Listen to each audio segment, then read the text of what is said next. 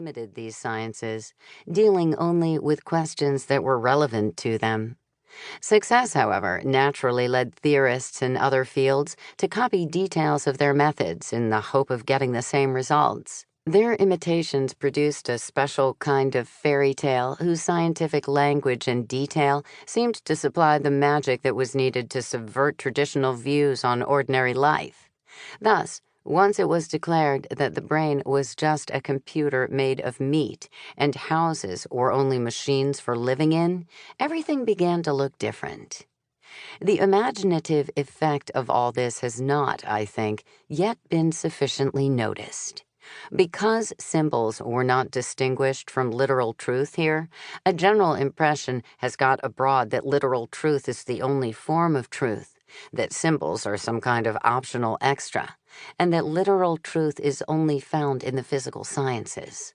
As I remark later on in this audiobook, the trouble with Enlightenment myths when they get out of hand is that they tend to exalt the form over the substance of what is being said, the method over the aim of an activity, and precision of detail over completeness of cover. The machine imagery that is used in these last two cases is a graphic example of this. It arose from the 17th century fascination with clockwork, and it has continued to figure in all kinds of areas of our thought as a kind of will-o'-the-wisp, an imagined ideal example of methodical thinking, a model of scholarly method by contrast to mere subjective impressions. Newton's representation of the universe as a vast clock was an early case of this. That image appealed so powerfully to all sorts of thinkers that they often hoped to produce equal neatness in their own awkward provinces by imitating its simplicity. Thus, Hume justified his reliance on utility as a universal explanation for the wild varieties of human motives by remarking that Newton's chief rule in philosophizing was always to use a single force to account for many different effects. It wasn't, yet this kind of impression remained widespread. The ambition to be the Newton of psychology by simplifying everything seized many thinkers and carried with it an increasing load of mechanistic imagery, analogies with literal machines which were used to explain more and more aspects of human life. Of course, the defects of this approach have long been noticed. John Stuart Mill protested against it in the third chapter of On Liberty.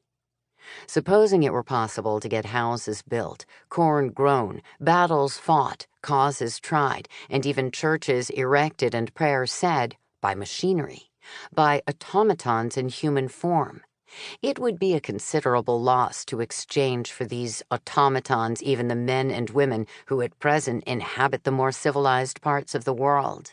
Human nature is not a machine to be built after a model and set to do exactly the work prescribed for it, but a tree which requires to grow and develop itself on all sides, according to the tendency of the inward forces which make it a living thing.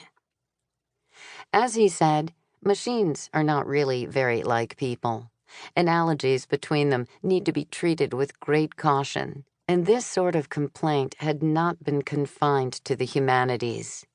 At the other extreme of the scientific hierarchy, physics no longer views matter as operating in the least like clockwork. The solid, impenetrable particles that Newton took to be its foundation are long gone, taking with them the Newtonian idea that all motion resulted from their bouncing off one another. Matter, whatever it may be, is no longer mechanistic. This means that the whole idea of materialism really needs to be rethought, and today's physics is far too complicated to supply a good basis for myth building. Apart, however, from the still vigorous physical imagery of mechanism, today's favored myths center rather on biology and work largely by exploiting the idea of evolution as a way of celebrating competition. Thus, talk of rival investments, grudgers and suckers, war games, selfish genes, and so forth is obviously essentially mythical. We know that the strange supernatural beings who seem to figure in these stories are not supposed to be real. This is a way of talking about natural tendencies and forces.